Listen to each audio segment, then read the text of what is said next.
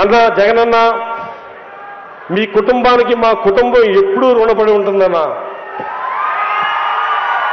ఎందుకంటే అన్న, చాలా చిన్న వయసులోనే నాకు దివంగత నేత వైఎస్ రాజశేఖర రెడ్డి గారు మిమ్మల్ని ఏ రకంగా ఆదరించారో కొడుగ్గా నన్ను కూడా అలాగ ఆదరించి ఎంతో మంది పెద్ద సీనియర్ నాయకులు ఉన్నప్పటికీ కూడా ఒక శాసనసభ్యుడిగా పోటీ చేసే అవకాశాన్ని ఇచ్చి 2000లో నన్ను ఎమ్మెల్యేని చేసిన ఘనత దివంగత నేత వైఎస్ రాజశేఖర రెడ్డి గారిదన్నా.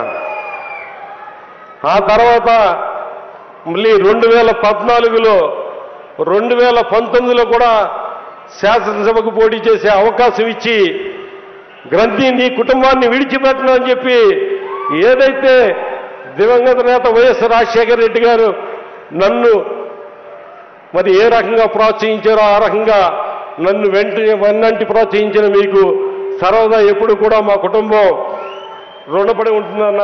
మీకు ఎప్పుడు నా హృదయపూర్వక ధన్యవాదాలన్నా.